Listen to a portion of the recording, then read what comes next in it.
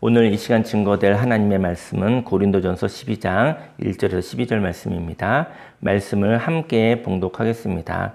형제들아, 신령한 것에 대하여 나는 너희가 알지 못하기를 원하지 아니하노니 너희도 알거니와 너희가 이방인으로 있을 때에 말 못하는 우상에게로 끄는 그대로 끌려갔느니라. 그러므로 내가 너희에게 알리노니 하나님의 영으로 말하는 자는 누구든지 예수를 저주할 자라 하지 아니하고 또 성령으로 아니하고는 누구든지 예수를 주시라 할 수 없느니라. 은사는 여러 가지나 성령은 같고 직분은 여러 가지나 주는 같으며 또 사역은 여러 가지나 모든 것을 모든 사람 가운데서 이루시는 하나님은 같으니 각 사람에게 성령을 나타내심은 유익하게 하려 하심이라. 어떤 사람에게는 성령으로 말미암아 지혜의 말씀을, 어떤 사람에게는 같은 성령을 따라 지식의 말씀을, 다른 사람에게는 같은 성령으로 믿음을, 어떤 사람에게는 한 성령으로 병 고치는 은사를, 어떤 사람에게는 능력 행함을, 어떤 사람에게는 예언함을, 어떤 사람에게는 영들 분별함을, 다른 사람에게는 각종 방언 말함을, 어떤 사람에게는 방언들 통역함을 주시나니 이 모든 일은 같은 한 성령이 행하사 그의 뜻대로 각 사람에게 나누어 주시는 것이니라. 몸은 하나인데 많은 지체가 있고 몸의 지체가 많으나 한 몸인과 같이 그리스도도 그러하니라. 아멘. 오늘 이 시간 본문 말씀을 근거로 부르심을 확인하여 연합함으로 하나님의 나라를 이루라 라는 제목으로 하나님의 말씀을 증거하도록 하겠습니다. 인생에는 서로 다름의 모습을 보며 그 모습 속에서 우열을 가리려는 모습이 있습니다. 서로 다르잖아요. 서로 다른데 그 중에서 누가 우월한가, 누가 열등한가, 뭐 이런 관심이 있다는 것이죠. 서로 다른 모습인데 거기서 등수를 매기고 싶은 마음들이 저와 여러분들에게 뼛속 깊이 있는 것 같습니다. 만일 우열을 가린다면 우등한 자가 열등한 자를 다스려야 하며 또 책임져야 하는 것이죠. 이렇게 수직적인 관계는 힘을 기르게 합니다. 내가 힘을 길러서 그리고 또 힘겨루기를 통하여 경쟁하며 살아가는 것이죠. 아마도 여기에는 서로 다름을 인정하지 않는 것이라고 생각되어집니다. 서로 다를 뿐이죠. 거기에 차별이 있는 것이 아니라, 거기에 등수가 있는 것이 아니라 각 사람이 다르게 생겼던 것이죠. 그리고 다른 모양으로 있는 것인데 거기서 힘을 통해서 저와 여러분들이 그 중에서 또 등수를 매기고 싶어하는 저와 여러분들의 마음, 또 이 세상에 그런 세태의 풍조가 있는 것 같습니다. 오늘 고린도 교회는 다양한 은사를 가진 사람들이 있었습니다. 근데 서로 존중하지 못하고 자신과 다른 사람들을 인정하지 않아서 혼란 속에 있었다는 것이죠. 뭐 은사들이 다를 거 아니겠습니까? 이러한 은사, 저러한 은사들이 있을 수 있는데요. 근데 그러한 은사들이 있었을 때 그 은사를 가지고 등수를 매기고 싶은 마음들이 있어서 그래서 혼란스러웠던 것이죠. 오늘 성경을 통하여 서로 다름을 어떻게 해석하여 연합하여 풍성한 삶을 살아갈까 생각해 보길 원합니다. 저 여러분들에게 다름을 어떻게 해석할 것인가 한번 생각해 봤으면 좋겠습니다. 그리고 그 서로 다름을 해석하는 것에 따라 연합이 가능하다라는 것이죠. 풍성한 연합을 하는 사람은요, 먼저 힘에 의하여 끌려가는 삶을 살아서는 안 된다라는 것이죠. 1절 말씀에 형제들아, 신령한 것에 대하여 나는 너희가 알지 못하기를 원하지 아니하노니. 신령한 것은 무엇일까요? 오늘 바울은 고린도 교인들에게 신령한 것을 알기 원한다라고 말하고 있어요. 신령한 것이라는 것은 뭐냐면요, 하나이며 여럿이라는 것이죠. 여럿이 하나가 돼서 간다는 것이죠. 저희 여러분들이요, 여럿이 따로따로 가는 것이 아니라 여럿이 하나가 되어서 걸어가는 것, 이것을 신령한 것이라고 이해하는 것이죠. 아마 팀워크이라고 얘기할 수 있을까요? 여럿이서 하나가 되어서 걸어가는 것, 이것이 바로 신령한 것이다. 신령한 것이란 하나이며 여럿이라는 것을 말하는 것인데요. 만일 여럿이서 하나됨이 없다면 싸우는 일만 있는 것이죠. 다양함을 가지고 있으나 그 다양함을 가지고 서로 비난하며 다투기만 한다면 서로 분리되어 사는 것이 행복할 것입니다. 뭐 경기에 보면 혼자서 하는 경기도 있겠죠. 하지만 이제는 팀으로 하는 게 있잖아요. 뭐 축구 경기가 될 수도 있고 여러 가지 경기가 있는데 그때 한 사람의 뭐 특별함도 중요하지만 여러 사람이 정말 융합적으로 정말 아름답게 팀워크가 이루어졌을 때 그것을 신령한 것이라고 얘기하는 것이죠.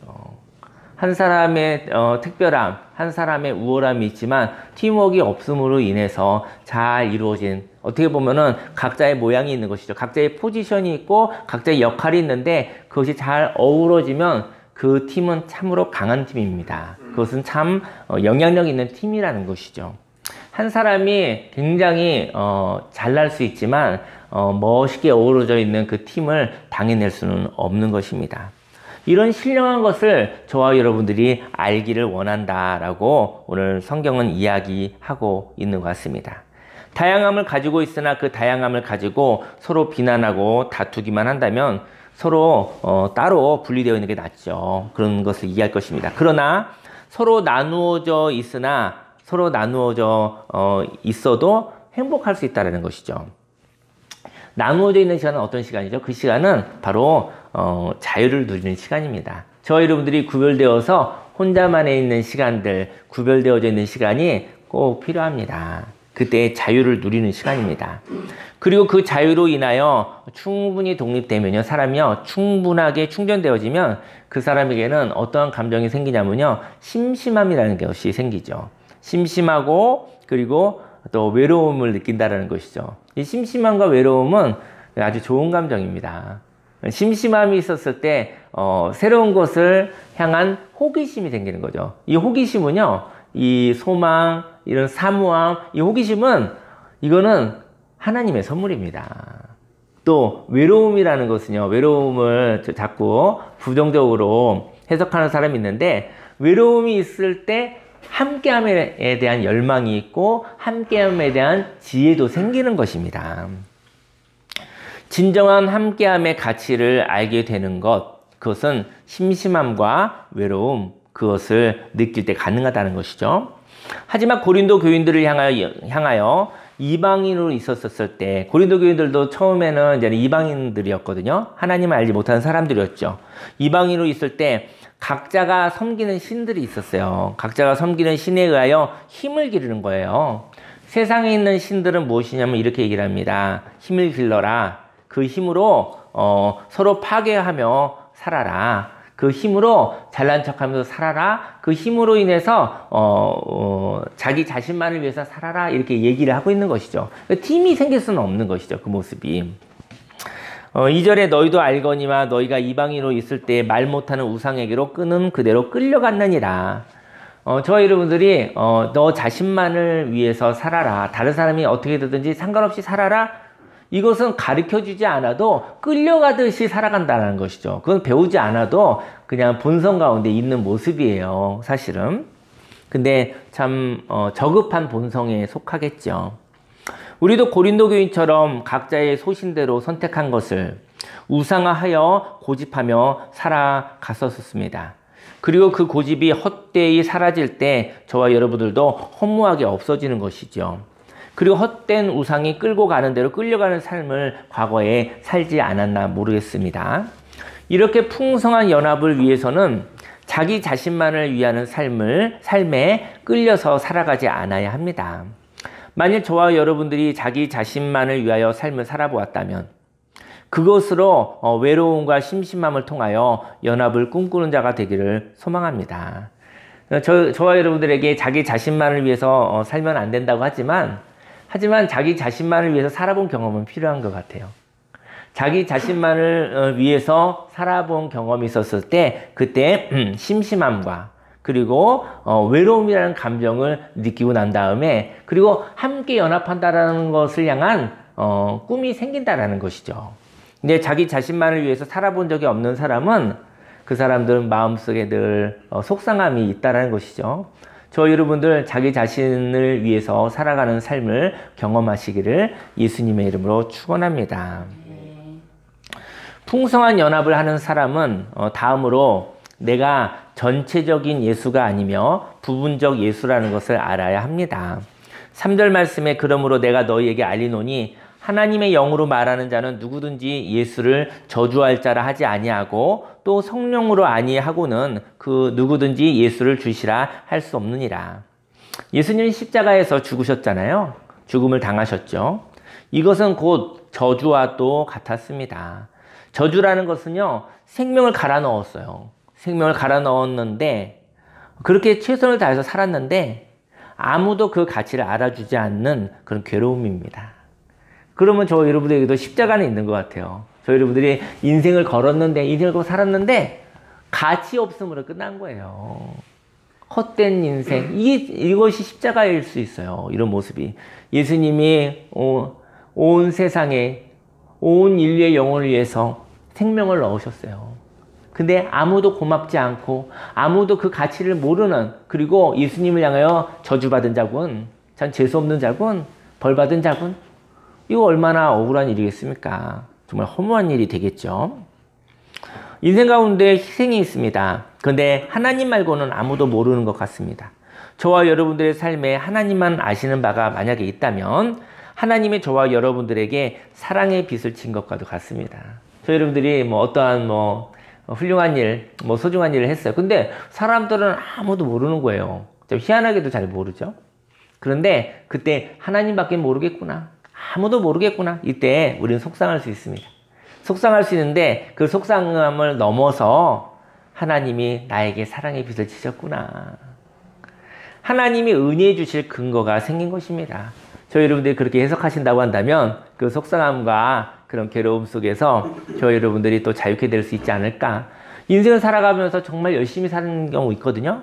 그런데 저희 여러분들이 그렇게 열심히 살고 또 많이 희생했는데도 불구하고 사실은 그것을 알지 못하는 일도 인생 가운데 분명히 있다라는 것입니다.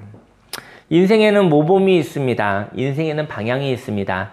저주와 같은 어긋남이 있지만 그 저주는 함께함의 이유입니다. 만약 저와 여러분들에게 상실이 없었다면 어떻게 고난받는 자들과 함께할 수 있었겠습니까? 십자가를 통하여 세상의 슬픔과 공감합니다. 저희 여러분들이요, 십자가와 같은 그런 괴로운 일을 겪었잖아요.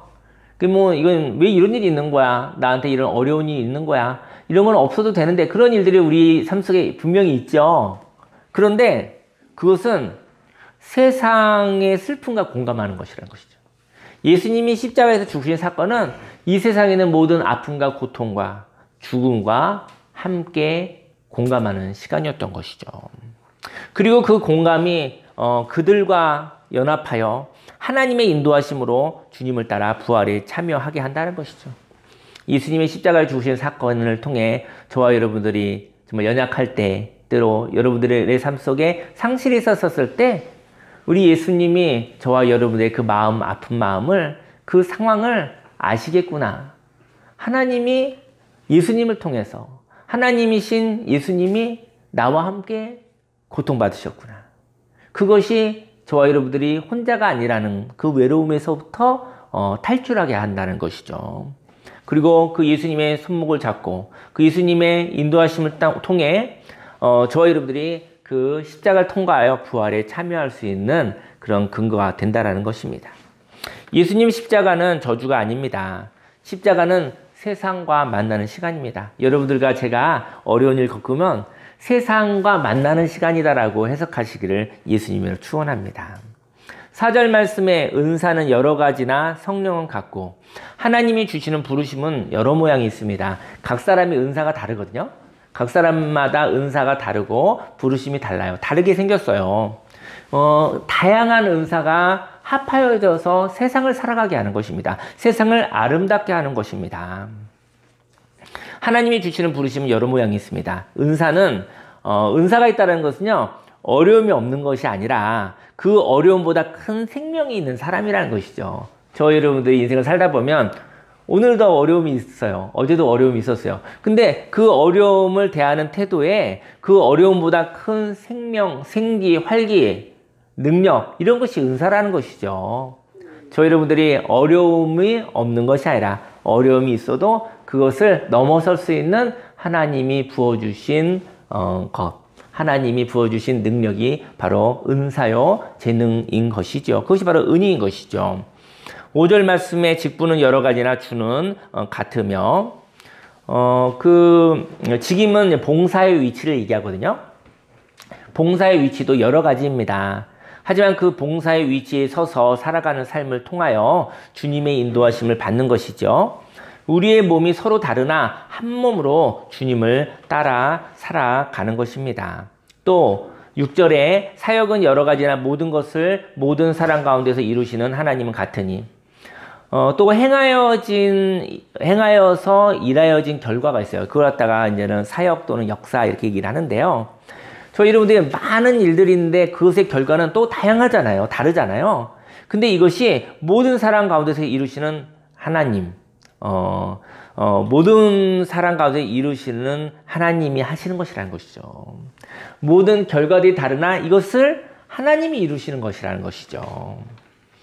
이 모든 것을 하나님이 이루신 것입니다. 우리는 예수님을 따르는 자입니다. 그러나 저와 여러분들은 모든 일에 예수는 아니라는 것이죠. 저는 이 얘기를 한번 해보고 싶어요. 저와 여러분들은 예수님을 따르는 사람이잖아요.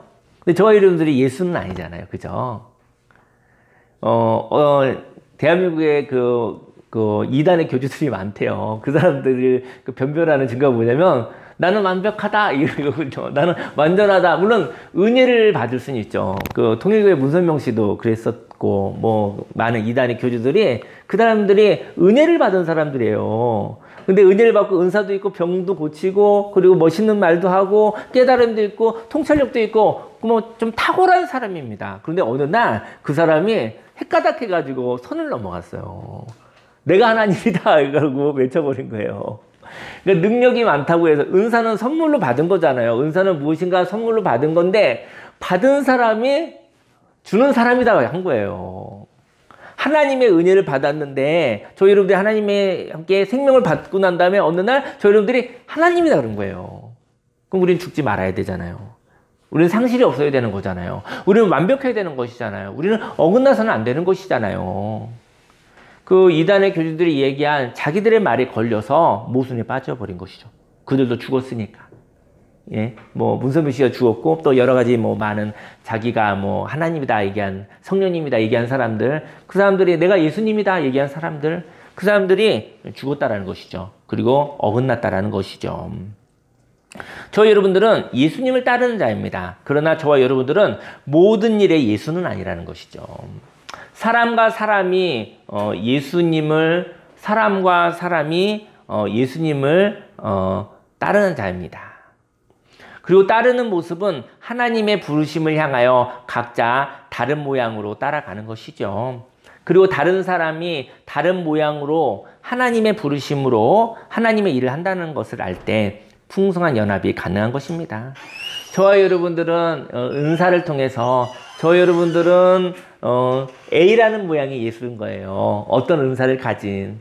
또 어떤 사람은 B라는 모양의 예수인 거예요. 그래서 저희 여러분들은 전체적인 예수가 아니라 저희 여러분들은 부분적 예수인 거예요. 예수님을 따르는 사람, 본질을 따르는 사람, 하나님을 따르는 사람, 예수님을 따르는 사람은 예수는 아니에요. 하지만 예수님을 따르는 사람은 하나님이 주신 은사를 통해서 부분적으로 예수님과 연합이 가능한 사람인 거예요. 근데 저희 여러분들이 다른 사람들 보면서 그 사람도 부분적인 예수인 거예요. 그분들에게도 하나님 주신 은혜를 통해서 예수님을 닮은 모습이 있는 거예요. 그래서 저와 여러분들이 모두 다 함께 연합하여서 저희 여러분들이 예수를 이루는 것입니다. 우리는 예수님을 은사를 통하여 따라가는 부분적 예수라는 것이죠. 그리고 또 다른 부분적 예수를 만나서 함께 예수를 이루는 것입니다. 저희 여러분들이 어떤 사람이 그 사람에게 부분적인 예수라는 것을 인정할 때 그 사람을 존중할 수 있습니다. 나는 무조건 잘났고 월등하고, 어떤 사람은 무조건 열등하고 문닫고, 이렇게 되어지면은 이렇게 위에서 손가락질하고 이렇게 지시하고 명령하는 그런 수직적 관계가 되잖아요. 수직적 관계는 연합이 가능하지 않아요. 수평적 관계만이 연합이 되는 거예요. 수평적 관계만이 연합이 가능한 것이고, 서로 존중합니다. 존중한다는 것은 그 사람 안에 예수가 있다는 것이죠.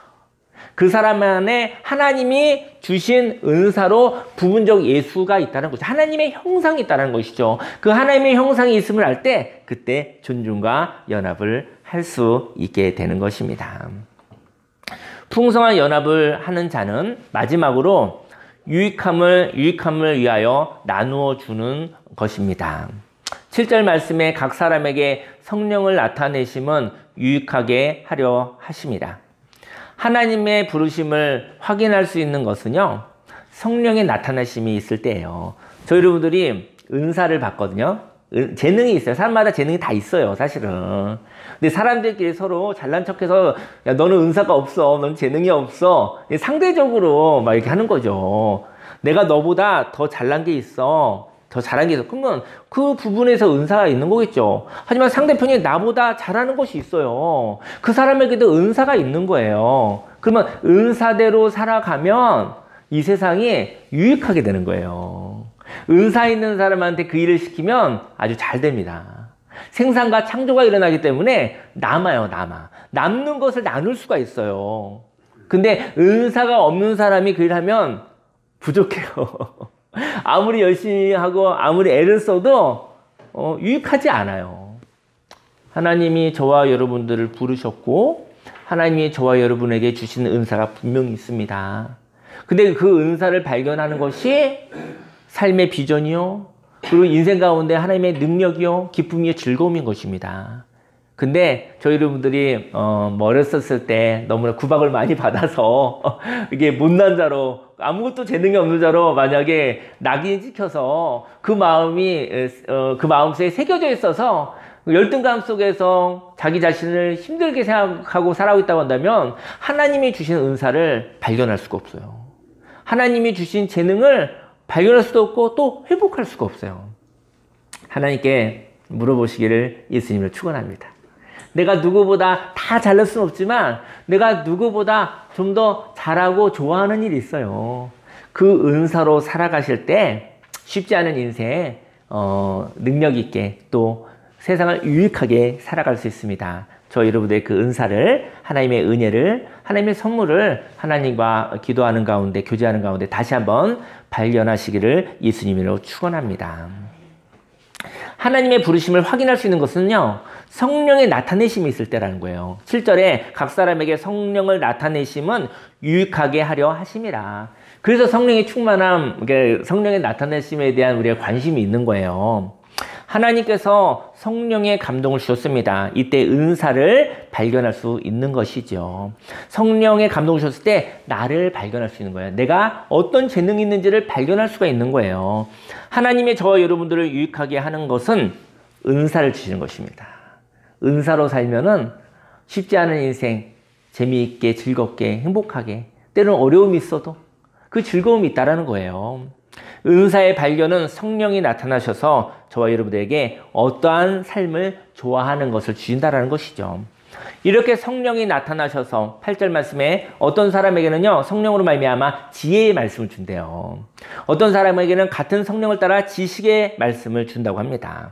지혜는요, 특별한 상황 속에서 특별한 말씀을 적용하는 은사래요. 그러니까는 특별한 상황이에요. 어떤 바로 상황에 아주 적절한 말씀을 적용하는 거, 지혜죠. 그 상황에 딱 맞는 적절한 그런 지식이 있어요. 그것을 볼 수 있는 것이 바로 지혜의 은사예요. 지식은요, 학습 능력이 있는 사람이에요. 학습 능력. 통찰력과 이해력이 있어요. 그러니까 지식은 뭐냐면 습득을 잘해. 뭐 책을 쫙 읽던지 경험하면 뭔가 쫙 받아들이는 거. 그건 지식의 은사예요. 근데 그 지식의 은사가 있는 사람이 많은 지혜를 발휘할 수가 있대요. 왜냐면 그 지식 중에서 하나를 고르는 게 지혜잖아요.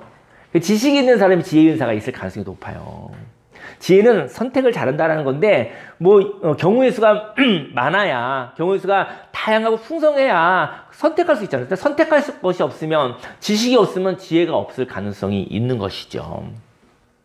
9절에 다른 사람에게는 같은 성령으로 믿음을, 어떤 사람에게는 한 성령으로 병 고치는 은사를. 믿음은 말씀이 이루어질 미래를 바라보는 거예요. 그때 어떤 장애가 있다 할지라도 헤쳐나가는 것이래요. 믿음은요, 말씀이 이루어질 미래가 보인대요. 느낌이 오는데 그때 장애가 있잖아요. 꿈을 꾸고 저렇게 하면 될 것 같은데, 근데 거기에 편안하지 않아요. 거기에 근심 걱정거리가 있어요.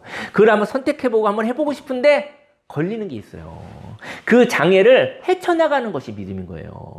믿음에는 장애가 있습니다. 믿음에는 믿음의 방해가 되어지는 생각들과 여러 가지 환경이 있습니다. 그걸 헤쳐나가는 것이 믿음이라고 합니다. 무조건 믿습니다가 아니라 어떤 것을 바라봤는데, 어떤 것이 느껴지는데, 어떤 것이 예상이 되는데, 근데 거기에 근심, 걱정, 염려, 두려움도 같이 있다는 것이죠. 근데 그걸 헤쳐나가는 것이 바로 믿음의 은사라고 합니다. 그러면 그런 어떤 장애를 도망가는 사람은 아니죠. 그 장애를 직면할 수 있는 마음의 용기가 필요한 것이죠. 병고침은 여러 가지 질병이 있죠. 근데 지금은 병원이 많이 발달이 돼서 병고침의 은사는 조금 옛날보다는 적을지도 몰라요. 병원 가는 게 훨씬 빨라요. 뭐냐면 병이 걸리면 병고침의 은사에서한테 가서 병 고침을 받는 것보다 이제까지 몇백 년, 몇천 년 동안 축적되어진 하나님의 그 지혜와 지식이 병원에 곧바로 가면 돼요. 의사한테 고침받으면 돼요. 근데 이제 의사 고치지 못할 질병도, 또 새로운 질병도 생기니까, 그런 몸의 질병이나 마음의 질병 같은 것도 있을 수 있죠. 그런 것을 고칠 수 있는 그런 병 고치는 은사도 있을 수 있죠. 10절 말씀에 어떤 사람에게는 능력 행함을, 어떤 사람에게는 예언함을, 어떤 사람에게는 영들 분별함을, 다른 사람에게는 각종 방언 말함을, 어떤 사람에게는 방언들 통역함을 주시나니. 예언은요, 말씀을 대언하는 것인데요. 말씀을 대언하는 것은 뭐냐면 하나님의 말씀을 말하는 거죠. 근데 그것은 격려라고 합니다. 저희 여러분들이 어떤 사람에게 얘기하는 것이죠. 당신에게 이런 일이 일어나기를 바랍니다. 근데 거기에는 바로 그 말씀을 통해 그 사람에게 용기를 북돋는 것이죠. 예언의 은사는 격려의 은사라고도 해요. 또 이성으로는 분별할 수 없는 아첨이 있어요. 인생에는. 그것을 분별할 수 있는 영 분별의 은사들. 저 여러분들에게 아첨하는 거 속이는 거죠. 근데 그걸 분별할 수 있는 영 분별의 은사가 있을 수 있다는 것이죠. 방언은 저는 여러 가지를 얘기할 수 있겠지만, 저는 방언을 이렇게 얘기하고 싶은데, 방언은 전 자유다 이렇게 얘기했어요. 뭐냐면은 이성적인 언어로, 논리적인 언어로 표현이 불가능해서 의성어잖아요. 거기는 하나님 주시는 그 자유와의 교감일 것 같아요. 그래서 방언을 하면서 하나님의 자유, 묶여있던 것이, 갇혀있는 것이 풀리는 것이죠. 그의 언어가 풀리는 것이죠. 그럼 언어만 풀리는 것이 아니라 그의 영혼과 그의 생각과 그의 모든 경직되어 있던 몸이 같이 풀리는 것이죠. 방언 통역은 그 자유를 깨달음으로 바꾸는 것이죠. 11절 말씀에 이 모든 일은 같은 한 성령으로 행하사 그의 뜻대로 각 사람에게 나누어 주시는 것이니라. 이렇게 은사를 각 사람에게 나누어 줌으로 교회를, 인생을 유익하게 한다는 것입니다. 인생을 활기 있게 한다는 것입니다. 저는 저와 여러분들이 오늘 혹시 잠깐 멈추어 하나님 저에게 주신 재능은 무엇입니까? 한번 물어보는 일들 필요할 것 같아요. 그리고 은사를 개발하고 은사가 또 더 성장되어지시면 좋을 것 같습니다. 하나님이 주신 은사로 사시기를 예수님의 이름으로 축원합니다. 아멘. 하나님이 주신 은사로 잘난 척하는 것이 아니라 하나님이 주신 은사로 유익하게, 멋있게, 능력있게, 힘있게, 행복하게 살아가시기를 예수님을 축원합니다. 근데 은사주의가 뭐냐면요, 고린도 교회가 있는데 은사가 막 있는 거예요. 여러 가지 은사가 있는데 이 사람들이 서로 잘난 척하기 바빴던 거예요. 내가 이런 은사가 있으니 너 나보다 하수야. 이게 목적이었던 거예요. 은사는 그것이 아니에요. 하나님께 내가 재능을 받고 어떤 사람을 비난하는 것이 목적인 사람은 그런 재능은 없어지겠죠. 교만케 하니까. 은사는 사람을 교만케 하려고 하는 것이 아닌데 은사를 가지고 교만해지는 사람이 있어요. 은사를 유익하게, 은사를 통해서 사람을 살리고 영혼을 살리고 그리고 좋은 세상을 만들기 위해서 하나님 주신 은사인데 그것으로 사람을 비난하고 죽이고 마귀가 하는 일을 하는 사람들이 있어요. 그 은사가 하나님이 발전해 주시겠습니까? 그 은사가 오히려 하나님과 관계를 막고 있는데 은사를 각 사람에게 나누어 줌으로 교회를 인생을 유익하게 합니다. 인생을 활기차게 하는 것입니다. 하나님이 주시는 은사로 살아가시기를 예수님으로 축원합니다. 12절에 몸은 하나인데 많은 지체가 있고 몸의 지체가 많으나 한 몸임과 같이 그리스도도 그러하니라. 아멘. 저희 교회 별명이 있죠. 저희 교회는 지나가는 교회입니다. 이제 은사에 대해 생각했는데 또 저희 교회라고 생각해 봤어요.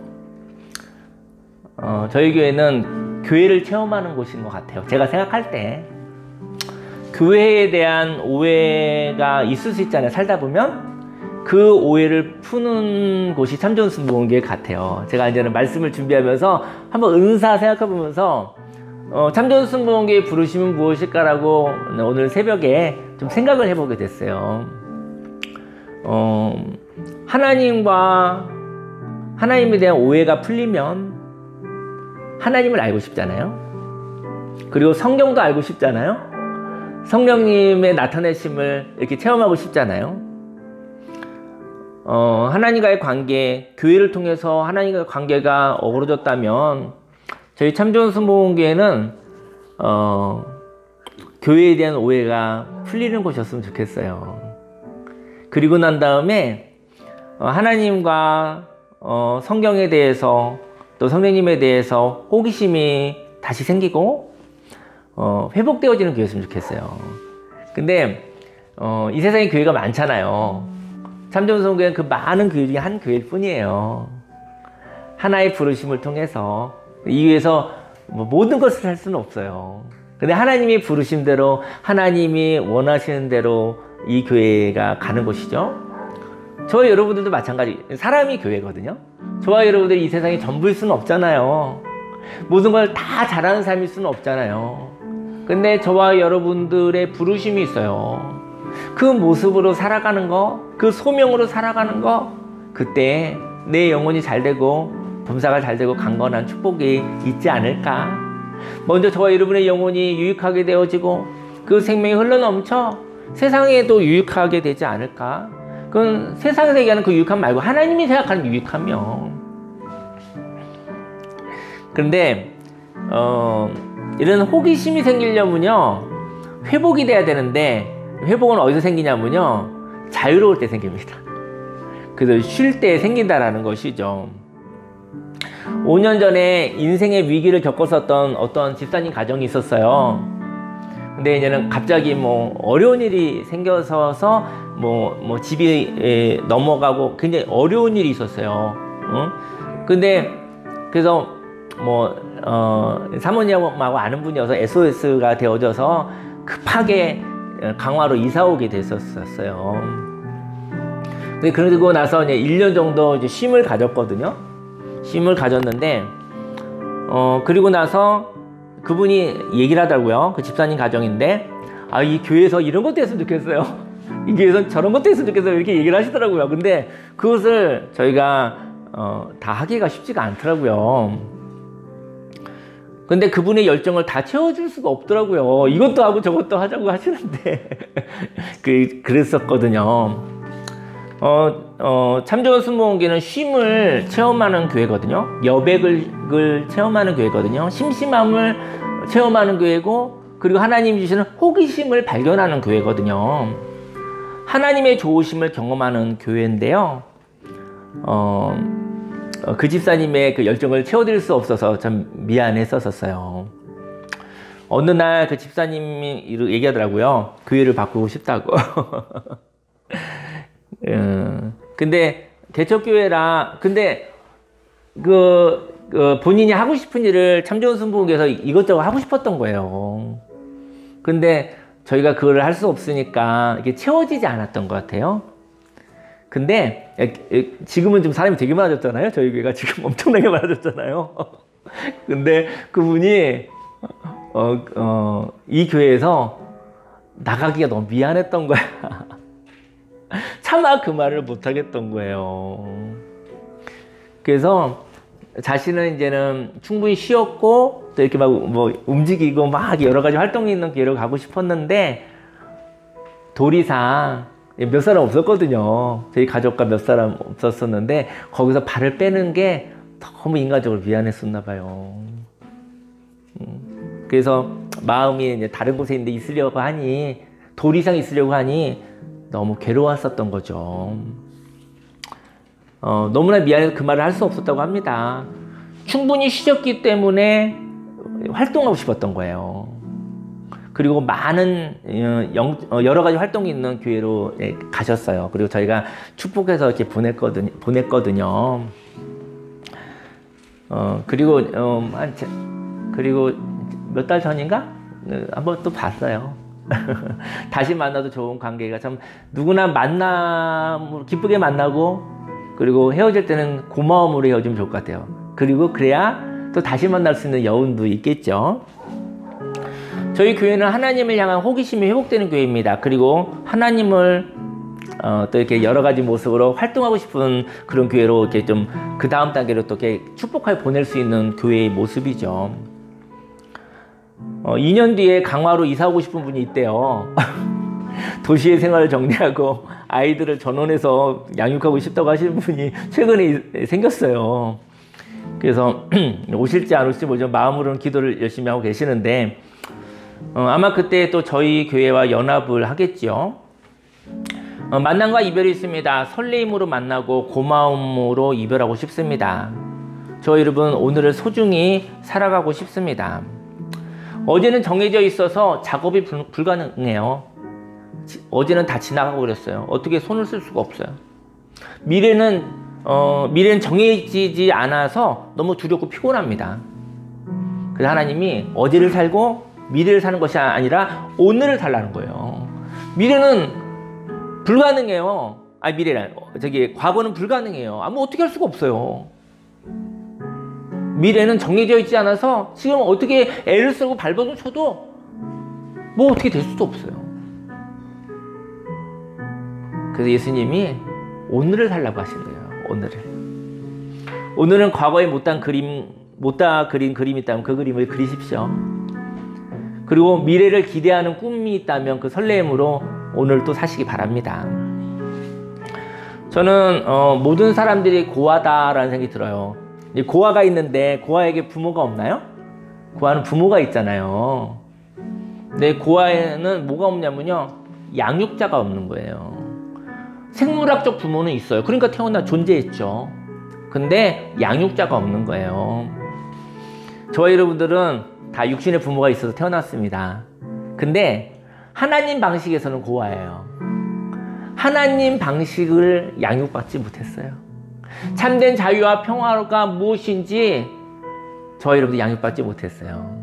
그런 의미에서는 저와 여러분들은 육신의 부모는 있으나 영적으로는 하나님을 모른다면, 예수님을 모른다면, 성령님의 교통하심이 없다면 저와 여러분들은 하나님의 방식으로 양육받지 못한 고아인 거예요.